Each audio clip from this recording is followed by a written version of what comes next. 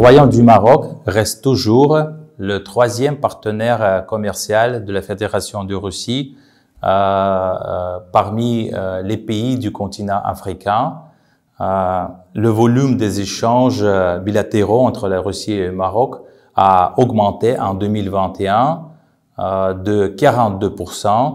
Les exportations russes ont montré l'augmentation, un record de l'augmentation, c'est 59%, dépassant 1,2 milliard de dollars. Donc, c'est le meilleur résultat pour les exportations russes parmi tous les pays africains au niveau de croissance.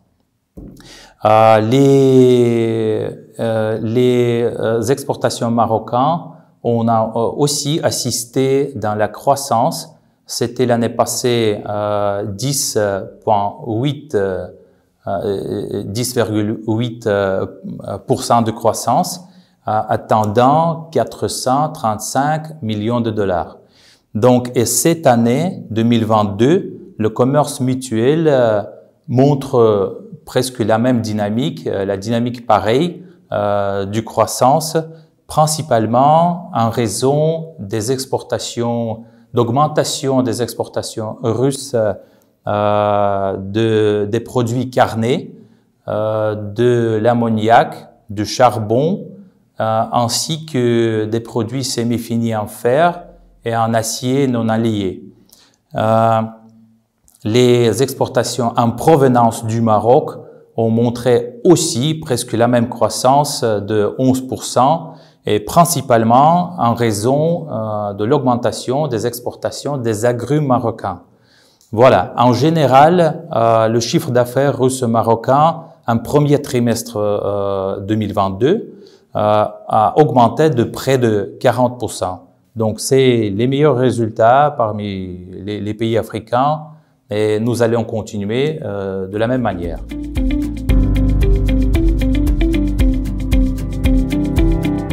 Il faut toujours chercher des nouveaux moyens de coopération, de nouveaux sujets et de nouveaux, les nouveaux domaines de coopération.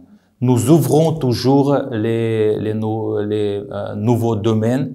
Par exemple, l'année passée, c'était la première fois que les produits semi-finis en fer et en acier aussi étaient exportés vers le Maroc. Donc, il faut être ouvert, être actif et chercher toujours les nouveaux voies de coopération.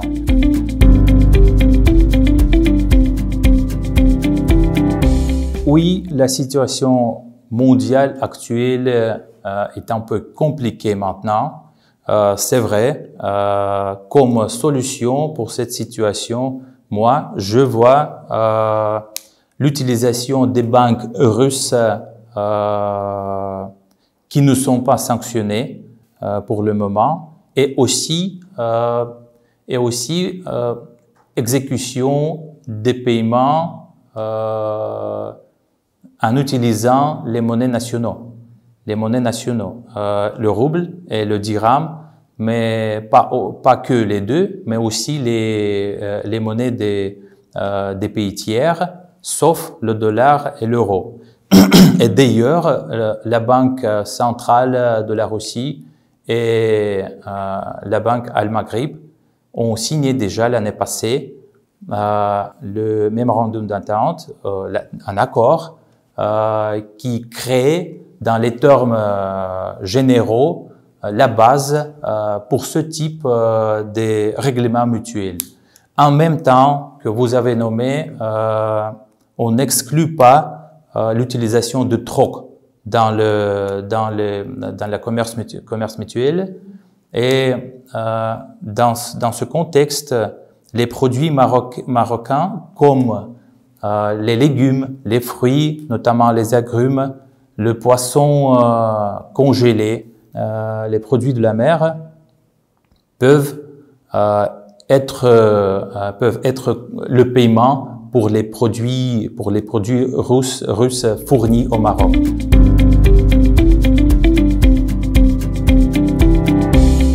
cette question est en cours, un processus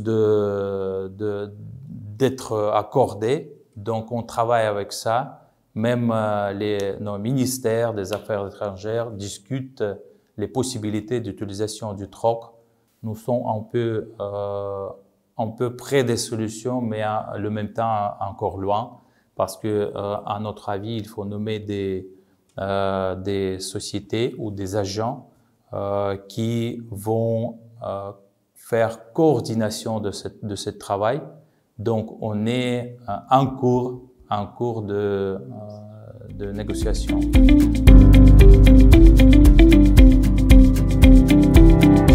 Pour le moment, il n'y a pas de troc. Il n'y a pas de troc pour le moment, c'est en cours. Mais pour le moment, on trouve, il y a déjà pas mal des entreprises, des sociétés de deux côtés qui ont agréé le paiement dans les pays en utilisant les monnaies nationaux. Les monnaies nationaux et en utilisant les banques qui ne sont pas sanctionnées. Comme j'ai déjà nommé au début de cette question, comme j'ai déjà dit, il y a déjà le processus et les résultats. Il y a déjà des résultats spécifiques et concrets. On fait des exportations et on fait des paiements. Il y a déjà pas mal de sociétés russes et des sociétés marocaines, des partenaires qui utilisent la monnaie des autres pays, par exemple de la Chine, comme la base pour les paiements dans le commerce mutuel.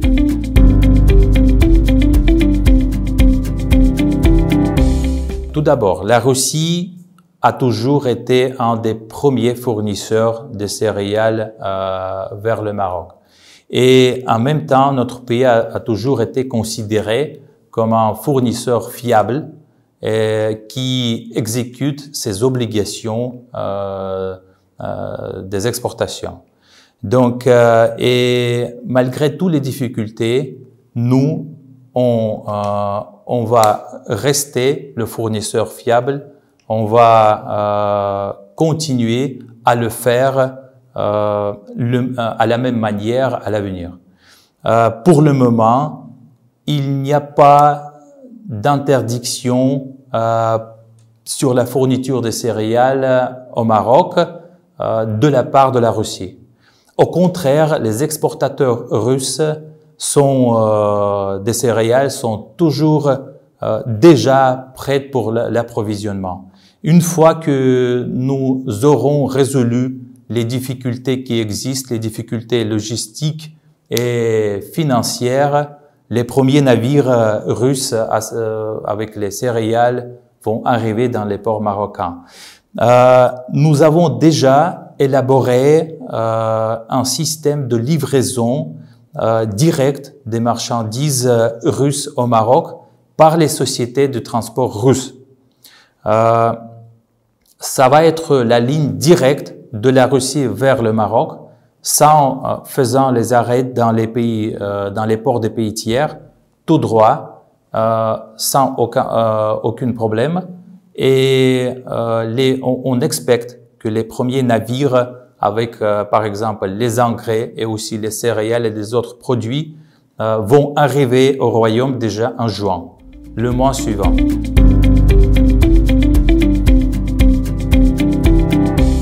On a trouvé déjà des sociétés logistiques de la Russie, 100% russes, qui sont prêts à le faire, qui sont prêts à fournir les produits russes directement vers Maroc.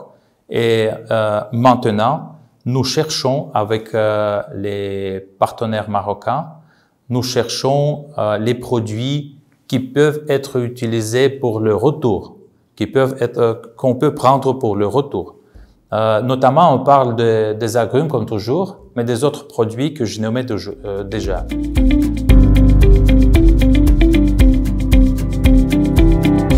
On considère quelques ports du Maroc.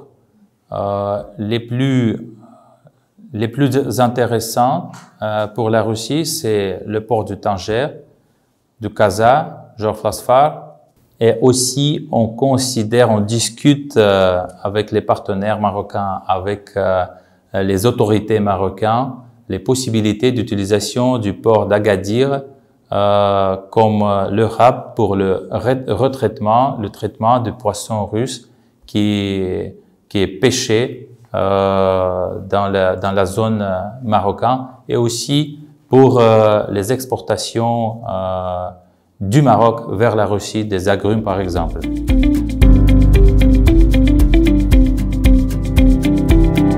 Vous savez, on considérait toujours le Maroc comme la porte vers l'Afrique, surtout l'Afrique de l'Ouest. Et vous savez bien aussi que les crises créent toujours les opportunités. Les sanctions anti-russes ouvrent en même temps de nouvelles opportunités, pas seulement pour la Russie, mais aussi pour ses amis et ses partenaires auxquels appartient sans doute le Royaume du Maroc et les pays africains aussi. Donc, nous avons vu toujours cette opportunité. Il y a pas mal des entreprises russes qui travaillent déjà dans ce sens et qui font des exportations via Maroc avec l'assistance des partenaires marocains vers l'Afrique. Notamment, c'est surtout les produits du poulet, par exemple, et les autres produits agroalimentaires. Et la position géographique avantageuse du royaume, ainsi que les liens économiques et commerciaux forts avec les pays d'Afrique et des nombreux pays d'Afrique et les pays de l'Amérique latine, lui permet de devenir une plateforme importante pour la Russie dans les nouvelles conditions géopolitiques qui changent toujours. Donc, et nous travaillons déjà dans ce sens avec les sociétés russes, les fournisseurs russes, surtout dans les domaines énergétiques et d'automobile.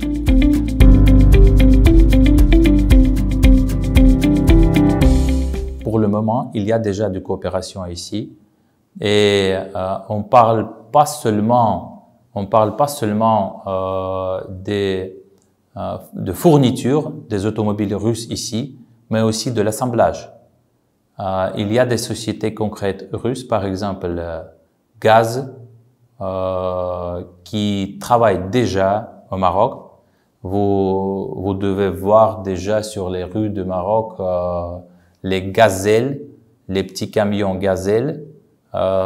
C'est les voitures commerciales qui sont exportées déjà par la Russie vers le Maroc. Et maintenant, on parle de l'assemblage. Il y a des partenaires fiables ici qui travaillent avec la société russe. Donc, dans ces conditions, ça devient encore plus important et prometteur.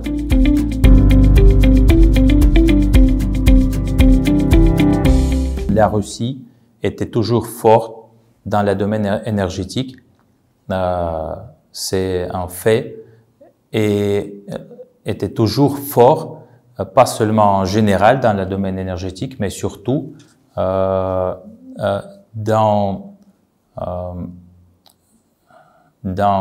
la création des projets énergétiques, la gouvernance des projets énergétiques. Donc, il y a des compétences russes qui sont très fortes dans ce sujet, dans le domaine.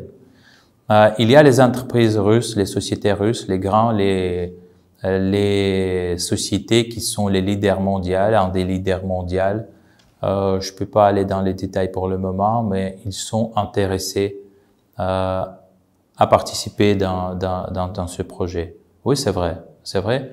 Pour le moment, il y a plusieurs des pays qui sont engagés dans le projet, les pays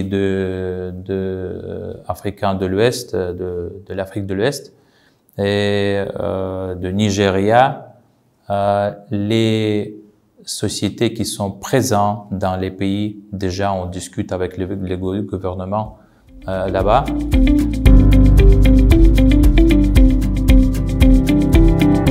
Donc pour le moment, les exportations du Maroc semblent de plus en plus prometteuse et intéressante pour la Russie. Traditionnellement, ce sont des produits agricoles, les légumes, les fruits, notamment les agrumes. Du coup, le Maroc aussi exporte aussi vers la Russie du textile et les exportations, par exemple, les exportations d'agrumes ont augmenté l'année passée de 33%. Et les exportations marocaines vers la Russie des chaussures et des vêtements ont augmenté l'année passée par rapport à 2020 de 23%. Donc, il y a très bonne croissance. Et sachant les tendances actuelles, je peux prévoir une augmentation de demande russe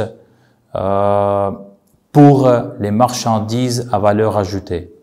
Aussi, je parle des pièces d'équipement et des composants, par exemple, dans le domaine énergétique et aussi automobile.